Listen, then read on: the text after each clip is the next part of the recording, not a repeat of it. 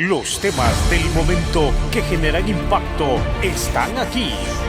En su programa Voces de un Diálogo, con los protagonistas del acontecer de Honduras, abordando los temas de última hora al estilo único del periodista Alan Fiallos, especialista en la noticia.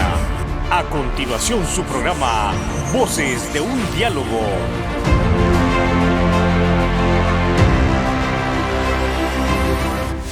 Señoras y señores, muy buenas, qué gusto saludarlos, bienvenidos a un programa más de Voces de un Diálogo, siempre con los temas que generan impacto en el país. Hoy tenemos un programón, como siempre, con un invitado de lujo, con quien vamos a reflexionar sobre diferentes aspectos relacionados al acontecer nacional. Hay un punto con el que hay que iniciar, y es el hecho de que el pasado 27 de enero, la presidenta Xiomara Castro anunció públicamente que su gobierno iba a ser de reconciliación nacional. Ese elemento, reconciliación nacional. El último antecedente que tuvimos al respecto fue el gobierno precisamente de don Porfirio Lobo Sosa, que luego del golpe de Estado tuvo esa responsabilidad histórica de reconciliar a la familia hondureña, de generar una plataforma que permitiera estabilidad social, política, recobrar la democracia, recobrar la estabilidad económica y sobre todo el reconocimiento internacional. Todos recordamos y no podemos obviar en la historia que ya está escrita que el presidente Lobo jugó un papel fundamental en el futuro que hoy se está viviendo. ¿A qué me refiero? El presidente Lobo en 2010 permitió el retorno del presidente Zelaya. Se viabilizó ese camino. Y no solo eso, permitió la apertura tal, quedó plasmado en un acuerdo de Cartagena, pero no se hubiese suscrito el mismo si el presidente Porfirio Lobo Sosa no hubiese tenido la voluntad política. En aquel entonces, el presidente Lobo también tuvo la apertura para que la resistencia que estaba en la calle luchando contra el golpe de Estado, luchando porque se restituyera el Estado de Derecho, pues tuviese participación política.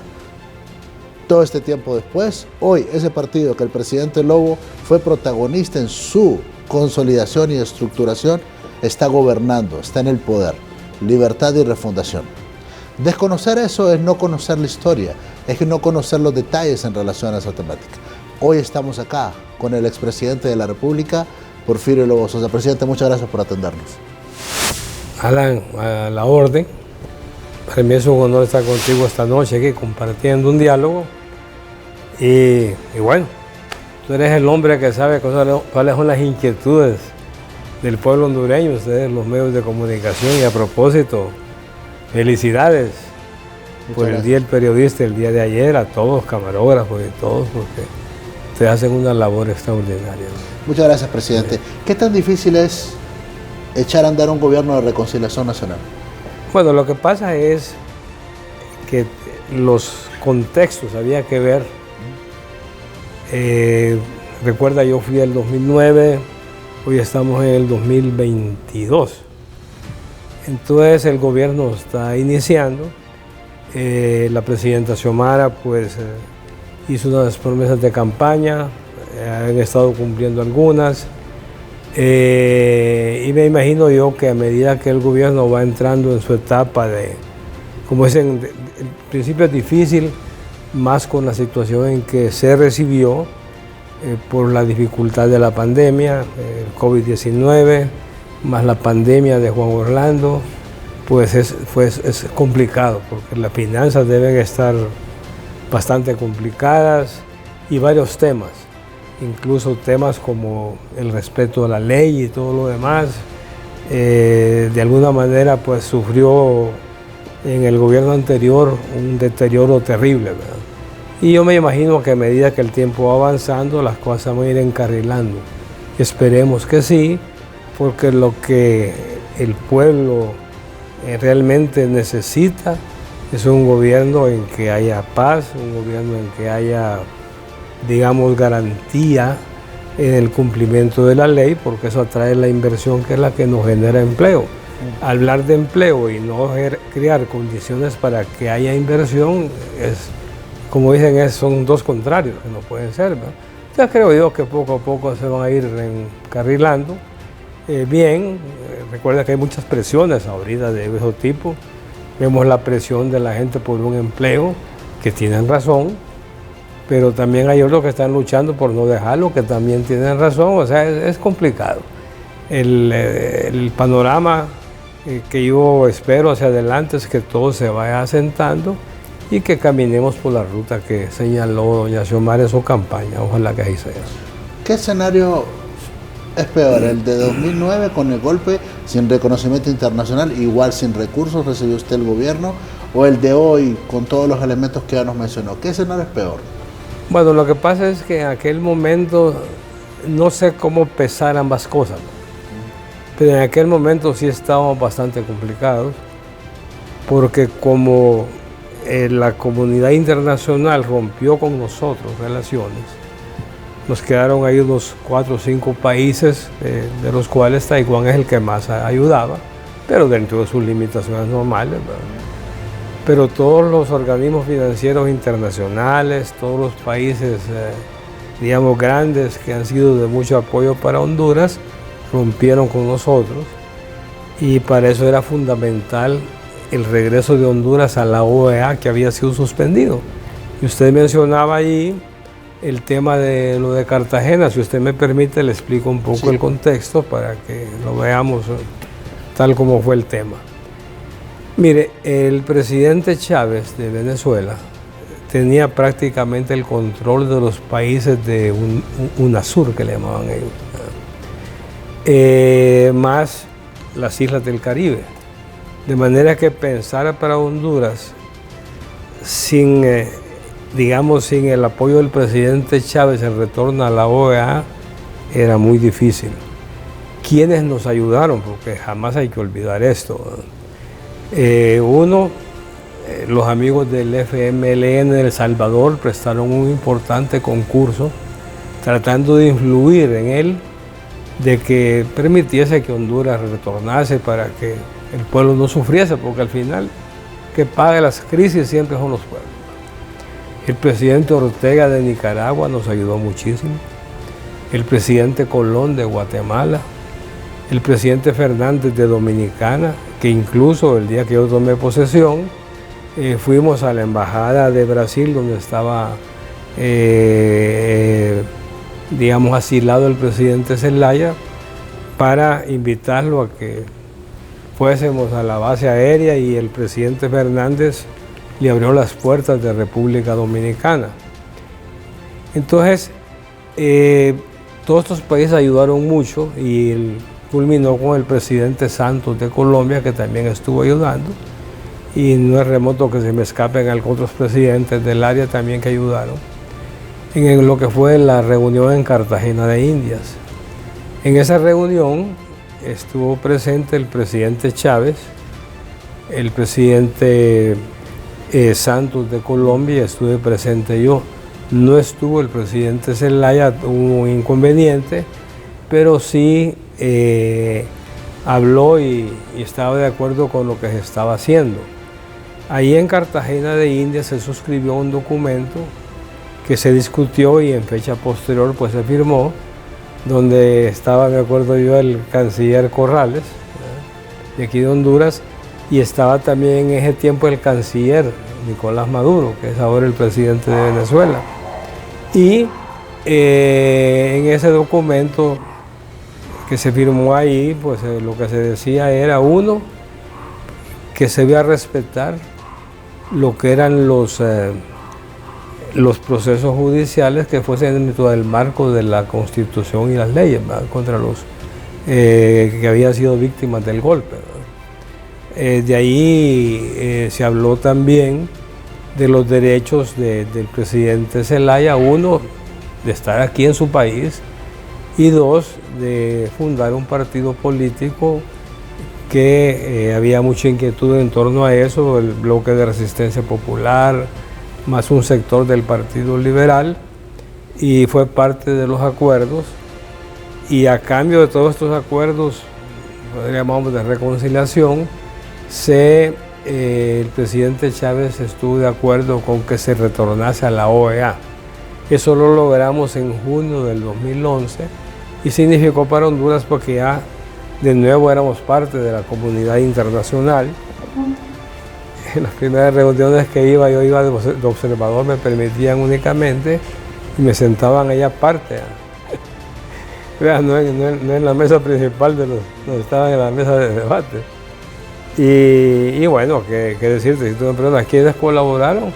Colaboró Chávez, colaboró Santos, colaboró el presidente Zelaya y yo que tenía que hacer mi esfuerzo por el pueblo hondureño también. Entonces, ahí inició lo que fue para mí importante, que era otro proceso electoral que culminó con las elecciones el 2013, que ya significaba para Honduras que estábamos en la ruta democrática. Sí, solo se me queda algo sobre ese tema del acuerdo de Cartagena, porque hoy hay sectores que consideran que en aquel entonces lo que se suscribió ahí fue un pacto de impunidad para Zelaya y los miembros de su gobierno, tanto así que al final solo el presidente Zelaya no fue perseguido penalmente, pero que hoy se ha tenido que aprobar un pacto de impunidad que le llaman para salvaguardar a los miembros de su gabinete de gobierno de aquel entonces. Mire, lo que se hizo en esa oportunidad fue que de parte mía garanticé que se iba a observar que en los procesos judiciales incoados contra cualquier funcionario de su gobierno iban a ser en el marco de la Constitución y la ley. ¿Verdad? No un pacto de impunidad. No, jamás. O sea, eso no lo pidió el presidente Zelaya, ni tampoco el presidente Chávez, ni el presidente Santos pidieron eso de ninguna manera. Solo que se hiciese en el marco del respeto a la ley y a la Constitución de la República. Gracias a esa apertura política que usted tuvo, hoy Libre está en el poder. Bueno, ¿cómo es la historia política? Es el pueblo hondureño, ¿verdad? Porque al final lo que tú tienes es que los partidos, los políticos nos debemos al pueblo, definitivamente. Y lo que yo hice fue cumplir con mi deber de gobernante en un gobierno de reconciliación, de tratar de unir a la familia hondureña, y parte de eso era que no hubiese excluidos, que pudiesen expresar su voluntad en las urnas. Presidente, retomando la actualidad en cuanto al gobierno de doña Xiomara, es la primera vez que una mujer llega al poder. Sí. De hecho, yo recuerdo al estudiar la historia política de Honduras, también usted jugó un papel determinante en el pasado cuando viabilizó el camino para que doña Nora, que Dios la tenga en gloria, ocupase la presidencia del Partido Nacional, rompiendo esquemas, paradigmas, y no podemos dudar que jugó un papel determinante después al convertirse en alcaldesa. ¿Qué tan difícil visualiza usted que puede ser para una mujer ocupar la presidencia de la República? Sí, yo creo que es un tema de manejar lo que en las propuestas de su campaña creo que están muy bien. Porque lógicamente usted no puede sacar adelante un país si no va a un proceso en el cual todos los sectores puedan opinar, puedan participar. O sea, la verticalidad en esto no le funciona. Tiene que haber participación de todos y yo creo que eso se va a ir dando progresivamente porque veo que ha estado cumpliendo en sus promesas de campaña. La sombra del paisano, de su amigo el presidente Zelaya, ¿qué tan complejo es? Porque cuando uno hace un sondeo general, la percepción del pueblo, no sé si me estoy abrogando demasiado, pero hay una percepción que dice, es el presidente Zelaya quien gobierna tras la figura de doña Xiomara. ¿Usted qué piensa al respecto? Bueno, lo que pasa es que usted no puede negar, o no podemos negar que el presidente Zelaya es un líder. Es el presidente del Partido Libertad y Refundación y es un líder nacional. Eso no podemos negarlo. De manera que el hecho de que doña Xiomara sea presidente, la esposa no le opaca a él lo que él es. Y yo creo que él, con la experiencia que tiene, y como uno siempre hace, todos los gobernantes cometemos aciertos y desaciertos, eso es normal. Solo Dios no se equivoca. Que con la experiencia que él tiene, pues lógicamente puede ayudar muchísimo al gobierno de doña Xiomara. Claro, no se puede, es indiscutible que la presencia de él es fuerte, porque es un líder. ¿Y cómo manejarlo a su criterio? En razón de no deslucirla a ella, de no quitarle el protagonismo y sobre todo la responsabilidad que tiene ella al ser que se le ha delegado de parte del pueblo, que ella es la presidenta.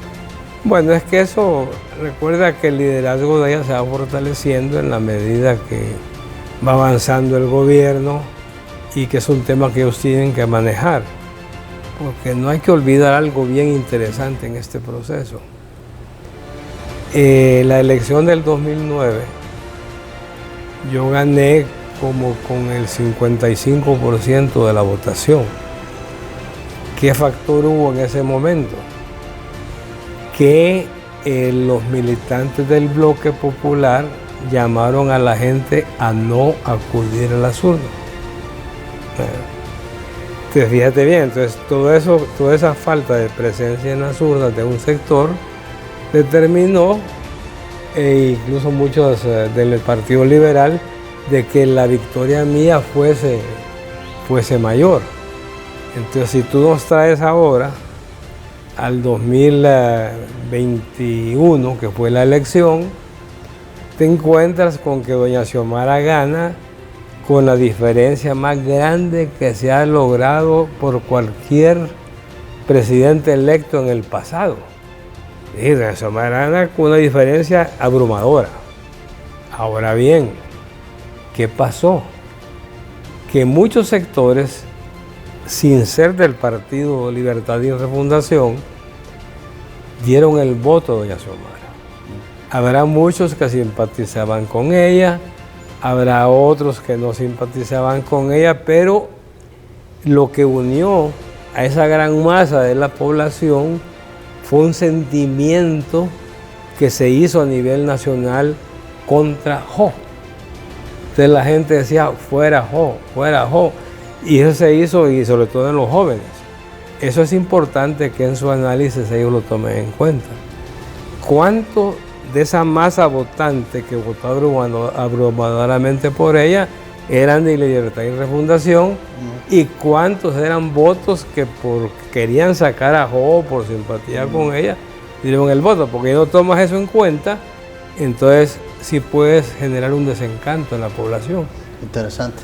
Es interesante, me parece, también el nivel de su madurez política en cuanto a admitir que en 2009 la no presencia de aquel sector que fue llamado a no votar le permitió a usted superar a Elvin Santos por mucho.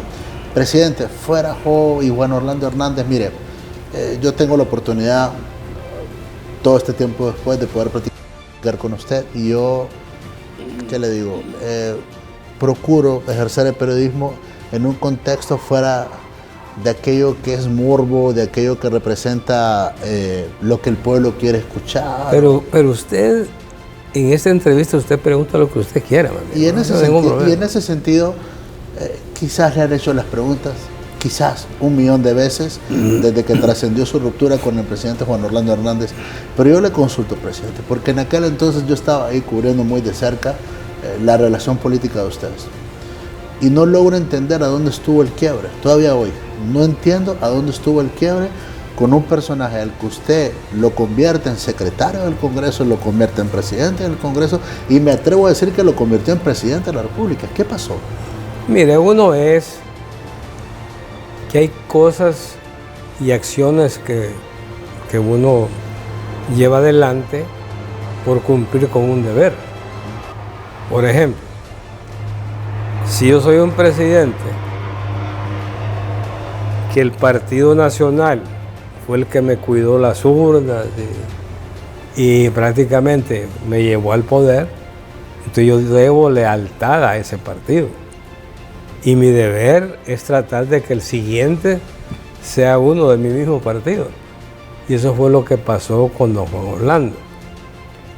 Ahora, ¿por qué el desencanto? Mira, el primer gobierno de él no hubo mucho problema. En la segunda parte del 17 hacia adelante, se dieron algunos fenómenos bastante raros. Por eso estos hablan mucho de la CICIG, y yo escucho al ministro Orellana hablando de la CICIG. Yo les digo, está bien, traigan 1000 CICIG si quieren, a cada quien a su gobierno. Pero no pueden traer una misión si no revisan la anterior. Porque al revisar la anterior van a ver Si hubo errores, sesgo, persecución, lo que haya sido, y entonces corregir esos problemas. Porque a veces da la impresión, yo le digo porque yo lo viví con el caso de mi esposa, claro. que sé cómo surgió lo de ella, ¿verdad? Aún con el caso personal mío, ¿verdad? Querían meter a la fuerza a la cárcel Guimaraes, por ejemplo, ¿verdad? Y con tonteras, ¿verdad? Entonces usted dice, ¿qué hizo Juan Orlando? Usted mira, por ejemplo, vaya, yo he sido dirigente del partido por muchos años, a nivel departamental, a nivel central, en todas las campañas,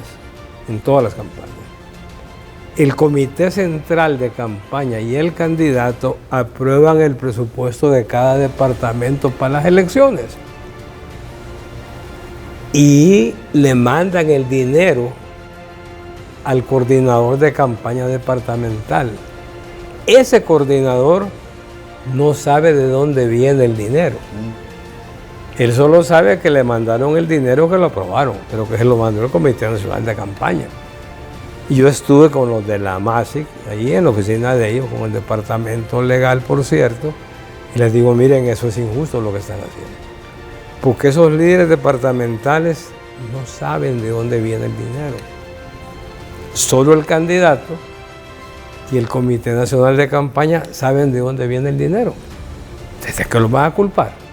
No, pero que es que no sé cuánto, que depositaron a ellos las fundaciones. Sí, pero es que uno mira que alguien deposita. Yo le puedo enseñar a usted, cuando uno vende granos, por ejemplo, que el nombre que aparece muchas veces es el del conserje que hace el depósito. No aparece el nombre de la empresa. Son temas así. Entonces les digo, eso es injusto.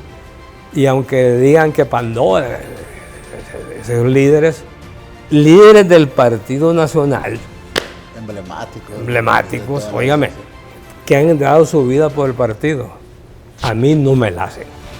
¿Me entiendes? Yo jamás hubiese permitido eso. Pero claro, el Comité Nacional de Campaña del candidato no pasó nada. Y son los que saben de dónde venía el dinero. Entonces, cosas como esa, caso de Rosa, por ejemplo, le hacen un registro a una fundación de la familia presidencial y Jiménez Mayor dijo que había encontrado que estaban revisando documentos, llenando documentos, justificando gastos y que no sé cuánto. Y si ustedes recuerdan, eso le costó la salida a Jiménez Mayor. Y Almagro, que tenía muy buena relación con don Juan Orlando, le dijo, bueno, pues deme algo. Pues ahí está doña Rosa. 5 en presidencial, decidieron doña Rosa. Y eso no es, eso, presidente, disculpe, no es entonces un cuento, como en algún momento algunos personajes acá dijeron que era un cuento, que se habían reunido en la Casa de Gobierno para decidir que el trofeo que le iban a entregar a la MASI era su señora esposa, doña Rosa. No, eso es real, porque es que Almagro lo que les pedía era que le dieran algo. Porque mire, ambición, usted mire, y pues usted puede ver, por eso hay que revisar los casos. Tiene un expresidente de la Corte Suprema de Justicia, el abogado Rivera Vilés, que le meten un requerimiento fiscal y lo meten en la cárcel por 500,000 lempiras de viáticos. Con 90 delitos. Con un centenar de 1.500 años de 1.500 años de cárcel. Óigame, usted viene para Rivera Vilés 1.500 años de cárcel por 500,000 lempiras de viáticos. ¿Qué es lo que se hace con los viáticos? Le dice el Tribunal de Cuentas, mire señor, usted tiene esto, que no, la justificación no pague, y paga. Que no quiere pagar, pues le embargan un bien. Entonces por eso insisto, revisen. Pero siempre había un gran hombre que decía que venían como a cazar. Y entonces las misiones tienen más éxito cuando sacan presea, un expresidente de la Corte, una ex primera dama, etc. O sea, no, ¿en qué nos ha mejorado la justicia? Entonces viene y habrá un montón que defienden, para ahí los oigo. Ahí está la ruptura con Hernández, porque tocó a su señora esposa. Usted estaba observando los hierros políticos. Una parte. La otra parte, óigame, es que era una corrupción descarada. Ajá. Se pasea en su partido, no digamos en el pueblo hondureño. Y encima de eso en la pandemia, saqueando los fondos públicos. Hospitales móviles 1.200 millones. Que Bográn, mentiras, hombre. Bográn puede ser el mandadero, si le queremos llamar así. Y no dudo que le hayan dado su partecita. Pero, ¿cómo me va a decir usted a mí que iba a salir de finanzas una orden para 1.500 millones? ¿Quién tiene que haber dado esa orden? Es decir, al estilo de cómo manejaba él. Porque uno de presidente puede mandar una nota, tal cosa. Pero si esa nota, el ministro la recibe y la pasa a la comisión de presupuesto. Ellos miran si es factible o no es factible. Si se justifica o no se justifica. Ajá, para que sea directo, son 1.200 millones, tiene que haber sido al estilo de él. Muy bien, pero usted en todo ese interín no se daba cuenta que él era corrupto, que él tenía ese tipo de maniobra o practicaba ese tipo de maniobras. Presidente, pero después caemos a algo peor, narcotráfico.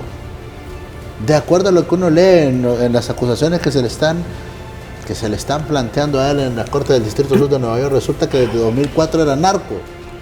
¿Lo percibió usted en algún momento? No.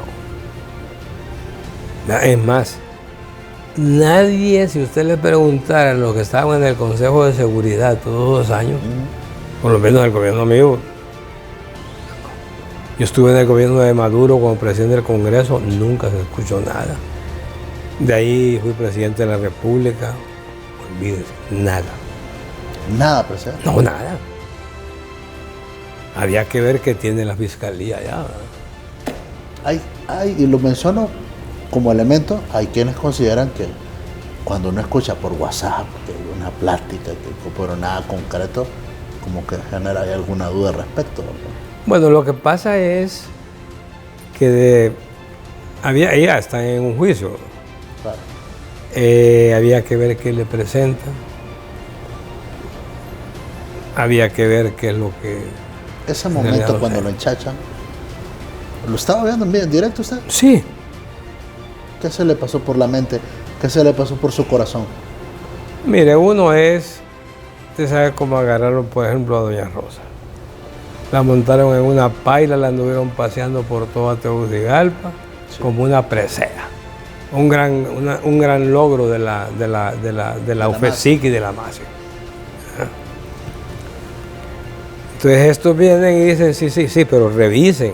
No quieren revisar, que no revisen, que hagan lo que quieran. Pero al final, eso es malo y en el día en que las cosas se pagan, hombre. No funciona la cosa así. Presidente, pero ya está en un nuevo proceso, doña Rosa. ¿Cómo lo ha evaluado hasta el momento? Ya hay una resolución, se está esperando la individualización, pero ¿lo siente ya más objetivo o menos objetivo? ¿Cómo lo siente? Mire, aparentemente había que ver qué pasa con la sentencia, que estamos esperando que baje de la Corte Suprema un desistimiento que se hizo para que viabilice, ¿verdad? Para que ya la convoquen y ya le digan, mire señora, esto es lo que le... Pero uno ya no puede esperar 60 años, 80 años. No, eso es una grosería. No lo digo porque evidentemente yo traté a doña Rosa en su gestión como primera dama, acompañándola en el Congreso, recordábamos las coberturas de su trabajo y uno dice, qué grosero, estos andan fuera de orden, no sé. Esas son las cosas que le generan descrédito a la justicia hondureña. Claro, porque mire una cosa, usted no puede forzar un proceso y ellos lo hacen, ¿verdad? Digamos, usted iba y se sentaba en los juzgados anticorrupción y más bien daba ganas de reír, hombre. Eso es ridículo. Eso no puede ser. Y estos pueden seguir con lo mismo, que hay un montón de... que yo los escucho y son los mismos. Pero llega el día en que eso se revierte, no se paga. Por eso es importantísimo, y es el anhelo de todos, que en este gobierno se respete la ley, se respete la Constitución. Si la ley no le gusta, cámbiela, hombre. Pero no viole la ley, no violente la ley, porque eso no es bueno. Y hay mucho abuso que se ha cometido. Muy bien, retomo lo del presidente Hernández. Entonces, Sí. Sentimiento de lástima, de ningún tipo de sentimiento, indiferencia. Indiferencia, indiferente para mí. Yo no puedo celebrar el mal ajeno. Es un consejo que mi madre me daba, de los buenos consejos que daban antes, siempre los padres. En las reuniones de familia, que eran 3 veces al día, desayuno, almuerzo y cena.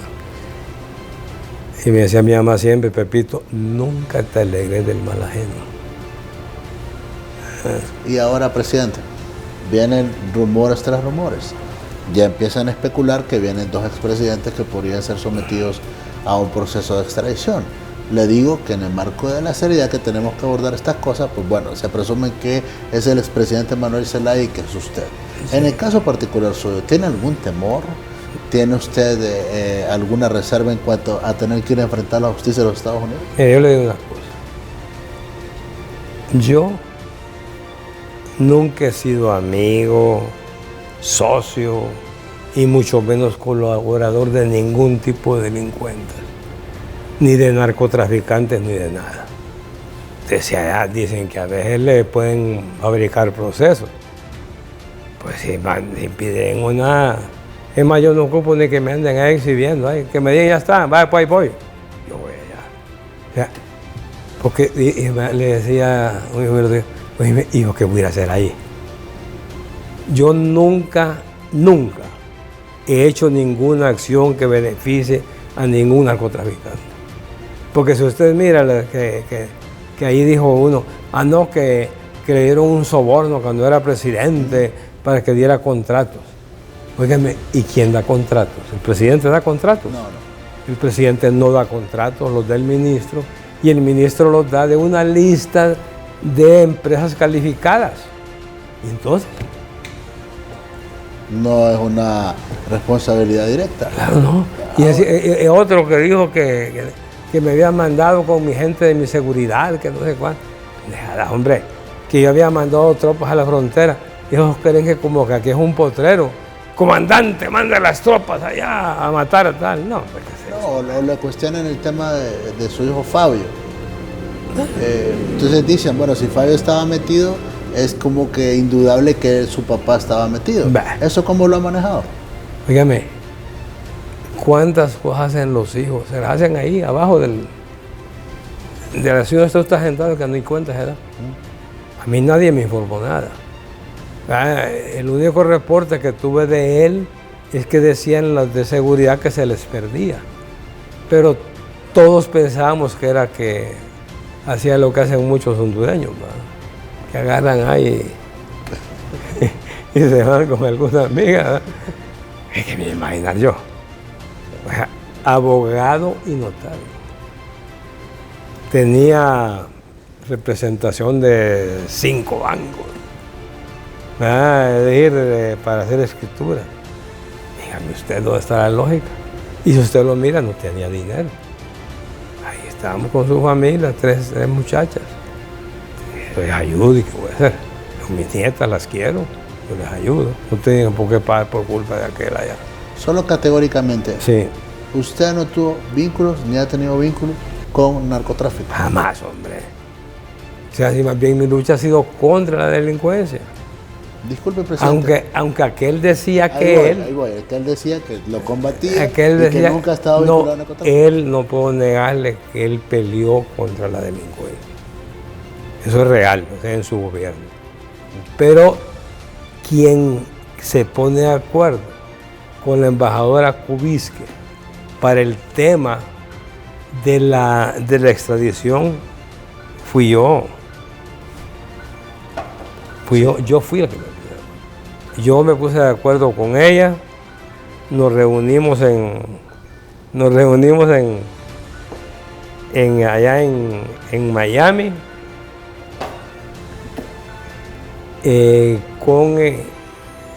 unos representantes de departamento de Estado encabezados por Roberta Jacobson y otros funcionarios y la embajadora Kubitsky. Y aquí fuimos todo el Consejo Nacional de Defensa y Seguridad. Incluido Hernández. Incluido Hernández, como que era parte del Consejo. Pero es que no fue negociación. Si la política exterior la maneja el presidente de la República. Y en ese sentido, ¿se arrepiente el presidente de haber dado luz verde para ese tema de extradición? Porque dicen que eso también debilita la justicia, debilita los estados de derecho en los países. Mire, nosotros lo hicimos en aquel momento porque teníamos problemas aquí con la justicia, que nos soltaban los narcos. Y no es de culpar a un juez, en un pueblo de esos, agarran un narco. ¿Y qué juez se va a atrever a meterlo a la cárcel? Entonces por eso estuvimos de acuerdo. Lo que yo no sabía, y no sabíamos, era la bullaranga que hacen, ¿verdad? Que cuando lo de mi hijo, le dije al presidente Hernández, óigame, hablé con los americanos y renegocien eso. Porque mire que a los mexicanos lo respetan, a los colombianos lo respetan. ¿En qué sentido? Que no hacen, aquí lo agarran a cualquiera como trapeador, hombre. Y lo exhiben así, bueno, como él. Como cualquiera, o sea, es decir, si usted mira cómo agarraron a Juan Orlando hace como un año, por ejemplo, que andaban por todos lados ahí con él, y a todos nosotros, como 27 personas con lo de Fabio, que mencionaron allí. Ajá. Y deme usted un listado de Colombia que mencionan, o Dominicana, otros países. En todos los países usted se sienta en ese tribunal de Nueva York y usted escucha ahí de cada país lo mismo que le dan al presidente. No escuchó lo de Peña Nieto, que le dieron 30 millones, que a Calderón 25. No, eso es. Y lo impactante de eso es que solo Cienfuegos, aquel mexicano jefe de la fuerza, fue el único que le han revertido una acción de esa naturaleza. Porque al final dijeron ellos, no sé bajo qué lógica, que es que les entregó el Chapo Guzmán. Pero es el único que he visto yo que regrese, porque están con esa expectativa de que el presidente Hernández pueda regresar, ¿verdad? Que pueda salir limpio. Pero de todas maneras, si usted mira, por ejemplo, se prohibió en los tribunales de Nueva York que se hablara de Peña Nieto y de Calderón. Porque en la negociación de esos temas no se hizo la salvedad. ¿Qué necesidad hay? Si usted le haga meter un requerimiento, ¿y cuál es para que hacen la bulla? ¿Para que huya o qué? Bueno, no entiendo la lógica. Usted quiere decir que usted no necesita estar en un escándalo. ¿Cuál es el fin del escándalo? Afectar políticamente a la gente, dañar a la persona. Eso no está bien. ¿Y cómo lo están manejando ahorita? ¿Cómo lo ve acá en Honduras? Que aquí vemos que cada instante hoy parece que van a agarrar otro, que me van a agarrar. Es una lluvia de narcos acá. Bueno, tiene ahí temas que, como le digo, lo importante es que claro, que hagan cumplir la ley, que si hay una orden de captura que la cumplen, si hay una orden de extradición, que revisen, que vean y que le den viaje. Pero no hay que apartarnos de la agenda importante para el pueblo hondureño. ¿Qué es lo que nuestra gente ocupa? Vamos a ver. Ocupa tener un ingreso, porque la situación económica, mi amigo, está terrible. Ocupa tener un lugar donde vivir, ocupa tener las medicinas, o sea, muchas cosas básicas que le hemos negado, el tema de educación. O sea, eso es lo que ocupa a la gente. Y óigame el día que se lo digo. Si eso no se atiende, pueden aquí mandar a Estados Unidos a todo el mundo extraditado, a todos los que quieran, pueden venir las comisiones que quieran, hacer lo que quieran. Si eso no lo resuelve y la gente no se siente mejor, ningún político debe de olvidar que el pueblo manda. Y estamos viviéndolo. Acá creyeron desde el poder que con Juan Orlando Hernández enchachado y estuvo ahí no sé cuánto tiempo, poco más de un mes ahí en los Cobras, y que creían que con eso iban a saciar, yo no sé si el hambre o la expectativa del pueblo. No, ya se fue Juan Orlando, y fíjense que periodísticamente lo señalamos, ya se fue Juan Orlando, empiezan a trabajar, porque acá todos los problemas que usted enumera y que los conoce perfectamente bien, no se están atendiendo. Bueno, ya se fue Juan Orlando. Hay que darles tiempo, recuerde que la situación... ¿Cuánto tiempo, presidente, sería para esas personas que tienen esa necesidad, que de repente no pueden esperar? Ellos no entienden de esperar. Es correcto. porque la situación es dramática. Mire, yo le digo una cosa. Usted se encuentra hoy, mire, cantidad de personas que están reventadas totalmente. Ya viene la temporada de diciembre, ya está lloviendo. Si no atienden ahorita para que la gente siembre, ese va a ser lío. Combustibles por los aires, fertilizantes no hay, dicen acá en Honduras, por este problema con Rusia. Ese problema de los combustibles, ¿cómo lo ve? ¿Y qué solución podría sugerirle al gobierno en el marco de su experiencia? Que dicen, no lo podemos controlar, ya este fin de semana otro trancazo más. Es que el problema es complicado porque no lo producimos, tenemos que traerlo. Pero entonces lo que usted déle vuelta a todas las variables de las cosas y todo al mismo lugar, genere ingresos para la gente. ¿Cómo genera ingresos? Dándole empleo. ¿Cómo genera ingresos? Apoyando a los productores de campo, sobre todo los pequeños que más necesitan. ¿Para qué? Para que puedan tener ingresos y puedan comprar. De ahí, ¿cómo diablos hacemos con esa guerra allá en Ucrania? No hay forma. Vemos como países como El Salvador, que acá admiran mucho al presidente de El Salvador por algunas de sus medidas, está peleando ahí y resulta que es el precio más bajo de Centroamérica. Bueno, lo está mitigando él ese impacto. No es malo que le pregunten a él cómo hace. Miren, esto uno aprende mucho de los países vecinos, de otros lugares. Hablando con la gente se aprende increíble. Creo que uno de los errores más grandes de Juan Orlando fue no dialogar con la gente. Eso es terrible.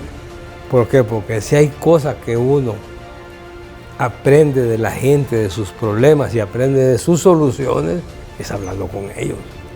Los espacios de diálogo no los puede usted negar si no quiere equivocarse. Muy bien, no quiero desaprovechar la oportunidad, presidente, para consultarle en torno al futuro del Partido Nacional. Fíjese que el Partido Liberal después de 2009 se murió. Me refiero a nivel de pelear por una presidencia de la República. Van 3 al hilo, donde quedan en tercero y si se descuidan en la próxima quedan en el 4.º lugar. No han tenido la capacidad política para articular fuerza política para ganar una presidencia. ¿Cree usted que lo mismo le va a pasar al Partido Nacional o la próxima van a pelear el poder de la nación? Mire, el Partido Nacional no se puede descuidar el volumen electoral que sacó. Fue significativo. Ahora bien, tiene un problema. El candidato que iba está desaparecido.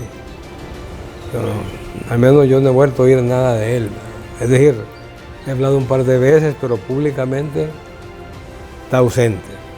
Entonces tiene usted el presidente del partido que anda por ahí, el jefe de la bancada también, y hay otros grupos que están en los diferentes departamentos, y yo lo que les sugeriría es que se sienten, que dialoguen, ¿verdad? Porque si se aferran a lo mismo y se toma una actitud como de exclusión y demás de todos esos inquietos que hay por todos lados, es un error terrible. Esa comisión que y al final, ¿cuál?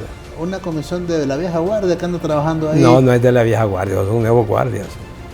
¿No es Áfrico? Áfrico, es que vi metido ahí al señor Carranza, al ingeniero Carranza, vi metido ahí a Roma, digo yo, vieja guardia. Bueno, eso de reingeniería es tontera, eso es papaya. Aquí lo que tienen que hacer es entender, revisar por qué perdieron y corregirlo. Punto. Bien sencillo. ¿Visualiza algún liderazgo que le permita al Partido Nacional, en base a su experiencia política, visualiza algún liderazgo que les permita al Partido Nacional pelear de nuevo la presidencia? Sí hay. Hay varios que andan por ahí y muchos son buenos. ¿Son buenos? Sí, pero tienen que ser figuras nuevas, diferentes, claro. Ya lo vemos, ya no, vea. Los políticos somos como los artistas, hombre, tenemos nuestros momentos. A propósito, ¿cómo es su vida? ¿Ya dejó de ser político? No, jamás. Jamás, eso sí, no. Ni me lo pida. ¿Cómo es la vida de Pepe Lobo? Ya no ser presidente. Ya no ser candidato. Ya no ser candidato. Pero sí político. Pero sí político, entonces uno puede sugerir, aconsejar. Si quiere, tome, si quiere, déjelo, pero escuche y por ahí va la vida. ¿Y tiene contacto con miembros? Claro, yo sí, ahí paso todos los días hablando. Interesante. Claro que sí. Presidente, para el pueblo que nos está viendo, yo considero de que el pueblo hondureño, hay algunos que se enojan porque no hablan mal de usted. que dicen no lo recuerdan mal a Pepe Lobo. Dice, es que hablan mal de Juan Orlando, hablan mal incluso hasta el presidente Maduro, etcétera. Pero de Pepe Lobo no hablan mal, no se expresa mal. No hay una mala vibra del pueblo con Pepe Lobo. A ese pueblo, ¿qué mensaje le da? Mire, Maduro fue un buen gobernante. El presidente Maduro fue un gobernante. En el caso mío me tocó una etapa difícil, pero empujamos. Porque el problema de esto de las presidencias, como escribía un hijo del expresidente Callejas, en paz descanse, usted puede echar culpas un momento. Como le decía creo que cuando dejó Khrushchev el poder, le dejó a Brezhnev, dicen que le dijo ahí, te dejo 3 sobres. Cuando tengas problemas la primera vez, abrí el primero. Cuando tengas problemas la segunda vez, abrí el segundo. Y cuando tengas problemas la tercera vez, abrí el tercero. Entonces tuvo problemas la primera vez, abrió el primer sobre. Y le decía, échame la culpa a mí. ¿Ya? Cuando tuvo problemas la segunda vez, abrió el segundo. Y le decía, ahora resolvé. Y cuando tuvo problemas la tercera vez, lo abrió. Y le dijo, ahora escribí 3 sobres. Escribí 3 cartas. Ay, hombre. Presidente, acá gobernar este país y verlo acá sentado, pues, tranquilo. Sí, lo que pasa es que usted tiene que entender que llega ahí, pero que tiene que volver a su vida real, a su vida normal. Si usted llega allí y cambia, y bueno, entonces es complicado. Pero si usted sigue su vida normal, se regresa, está el mismo. ¿Y qué es lo que lo cambia a uno? ¿El puesto lo cambia? No debe cambiar. ¿Y cómo anda usted en la calle? ¿Tranquilo? Bien, tranquilo. ¿Sigue platicando con la gente? Sí, hombre, por favor, ahí voy a cualquier lado, no tengo problema. ¿No tiene miedo? Y yo quiero mucho a mi gente. Mire, el pueblo hondureño ha sufrido mucho, ha sufrido demasiado. Este gobierno anterior, no, me está Juan Orlando. ¿Y por qué siento que el político de ahora, presidente, no tiene ese contacto con el pueblo? Y bueno, no solo Juan Orlando, porque le puedo nombrar varios. ¿Por qué ese temor de tener esa conversación directa con el pueblo? Porque no entienden que quien tiene el poder es el pueblo. Y usted lo vio cuando un ministro, Juan Orlando, dijo en un consejo de ministros, no importa lo que se haga, lo importante es que haya pisto antes de las elecciones. Ajá, ¿cómo no? Después del pisto la gente la agarra, pero no olvida. O sea, la gente es vivísima, olvídese. Y el pueblo manda. Si usted pierde la noción de que el pueblo es el que manda, se engaña. Y a veces hay muchos que yo los oigo hablar, ¿verdad? Que el diputado es para legislar. Sí, que vayan a un pueblo de esos, ¿verdad? Y que digan, no, que estoy viendo esta ley. No, diputado, si yo quiero un pasaje, lo que tengo es a mi mujer enferma y quiero que me ayude. Ay, ¿qué va a hacer? Olvídese, hombre. Presidente, usted hablaba de las relaciones internacionales, que hay que tener buenas relaciones internacionales. Mire que ahí se reventó un escándalo a doña Xiomara con eso de doña Piedad Córdoba, que la agarraron en ese aeropuerto con ese montón de dólares. También a su paisano lo agarraron. Lo que pasa es que el paisano suyo parece volante, de futbolista. Dice que es que ahí en el aeropuerto le metieron el billete. ¿Qué piensa de esas cosas? Que mira, ahí están trastabilando, no saben cómo sacar a esa mujer del país. Sí, pero el problema ahí es un tema de que usted debe saber dónde va, que tiene que cumplir con la ley. Entonces, si usted sabe que si usted lleva más de cierta cantidad de dinero, y ahí lo dice, tiene que declararlo, pues lo declara. Si no lo declara, sabe que está incumpliendo y que se está arriesgando. Ay, que si incumple la ley puede ser castigado. Yo recuerdo cuando fui a Singapur. En Singapur, en la hoja, le dicen, óyeme, en la hoja del avión le dicen, tráfico de drogas, pena de muerte. Entonces, si va a llegar ahí con algún paquetico, ya sabe que esa es la pena ahí. Así dice. Así dice ahí. Qué interesante. Mensaje para el pueblo hondureño que nos vea a esta hora, nos vean a nivel nacional, que nos dispensan el favor de su sintonía. Sin duda alguna que no es fácil, le decía yo, no es fácil para un expresidente acá, bueno, yo lo llevo a nivel de expresidente, acá hay exalcaldes. Fíjese que uno quiere hablar con Ricardo Álvarez, su amigo, incondicional. Ricardo le ha demostrado que es su amigo, o tampoco es su amigo. No, Ricardo, uno quiere hablar con Ricardo, es difícil, o otros líderes políticos, tienen miedo, están escondidos. ¿De qué, hombre? No, mire, uno se debe a la gente. Uno, es más, en la ética del político, de acuerdo a los principios nuestros social cristianos, es ser tolerante a la crítica. ¿Y qué va a hacer usted? Pero le cuesta al político eso, ¿por qué, presidente? No, algunos ahí que no se pierden. Hombre, lo que le digo es que el poder tiene un problema.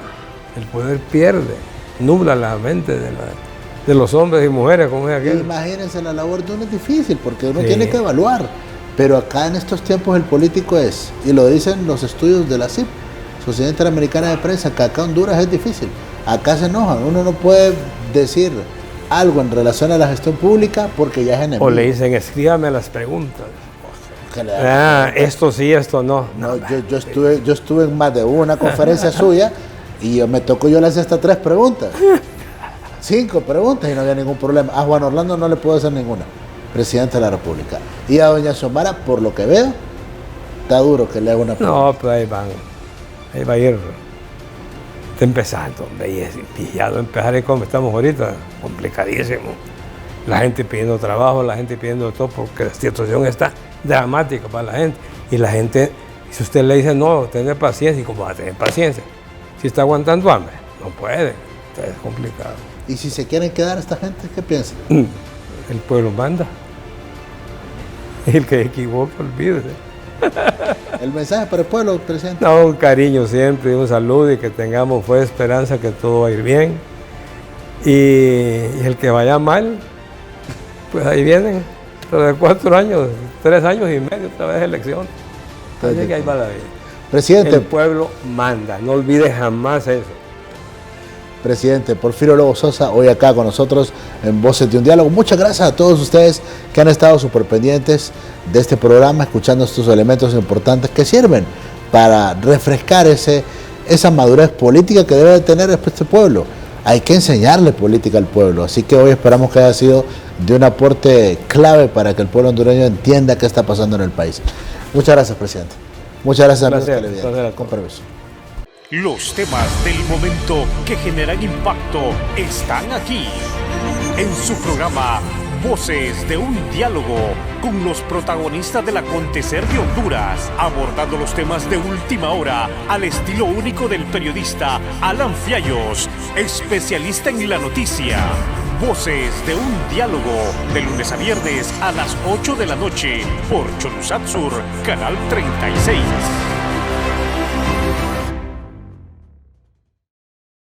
La crisis económica actual está impactando a todos los países a nivel mundial. En Latinoamérica, su efecto es de mayor magnitud. La agenda económica mundial está al servicio de poderosos intereses corporativos. ¿Y las empresas de economía social y el cooperativismo? ¿Cómo lograrán fortalecerse? ¿Son las finanzas inclusivas y el encadenamiento productivo una alternativa? ¿Qué cambio se requiere el modelo actual de producción y consumo? Y ante tal escenario, ¿qué alianzas necesitamos? ¿Y a qué nivel? Estamos buscando esas respuestas. Muy pronto, espéralas. Papá, ya le envié el dinerito de la última cuota de la casa. Qué bueno, mija, ya por fin es nuestra. Hijo, gracias por la remesa, el negocio va para adelante. ¿Vio, mamá? Nunca es tarde para iniciar. Cuando recibes remesas, recibes más que dinero. Ahora con tu cooperativa podrás recibir tus remesas de manera rápida y segura, en línea con Directo a Cuenta, también a través de WhatsApp, con la cuenta Lazos Familiares o visitando nuestras filiales a nivel nacional. Cooperativa Sagrada Familia, tu familia. Creciendo, avanzando, cooperando. Somos Cooperativa 15 de Septiembre, pionera e insigne del sector de ahorro y crédito de Honduras. Desde 1958 hemos contribuido al desarrollo del país y de nuestros afiliados. Nuestros valores: ayuda mutua, solidaridad, responsabilidad social, transparencia, equidad, igualdad y democracia. Cooperativa 15 de Septiembre, comprometidos a seguir creciendo juntos. ¿Qué sientes cuando cobras tu remesa? Siento paz y apoyo. Ayuda y tranquilidad. ¿Y qué harías si ganas 50,000 lempiras por tu remesa? Comprar las computadoras de mis hijos. Iniciar mi negocio. Este mes de las madres, al recibir tu remesa directamente a tu cuenta de ahorro o en nuestras agencias a nivel nacional, participas por premios en efectivo de hasta 50,000 lempiras. Son más de 1,000,000 de lempiras en premios. Banco Atlántida. Imagina, cree, triunfa. El sistema cooperativo es el modelo más exitoso en Honduras. Cada día son más los ciudadanos que se unen al esquema social más importante, al más solidario, al más equitativo. Por su importancia y trascendencia nacional, es necesario analizar y profundizar sobre los temas relevantes en la hora del cooperativismo y su programa Foro Cooperativo. Gracias a Dios porque nos ha permitido estar de nuevo con ustedes. Tenemos una agenda importante que compartir con ustedes hoy acá en el programa. Hay un plan educativo que ayuda en todas las cooperativas. Todos los fines de semana, con la participación de experimentados analistas e invitados especiales. Foro Cooperativo, en la hora del cooperativismo, una presentación exclusiva de Cholusat Sur, Canal 36.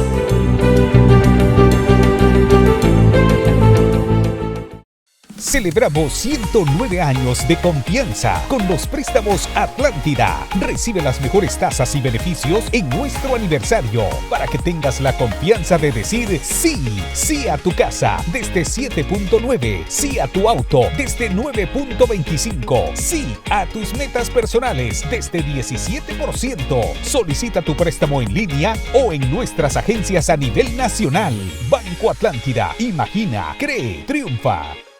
Los temas del momento que generan impacto están aquí, en su programa Voces de un Diálogo, con los protagonistas del acontecer de Honduras, abordando los temas de última hora al estilo único del periodista Alan Fiallos, especialista en la noticia. Este fue su programa Voces de un Diálogo, con los protagonistas del acontecer de Honduras.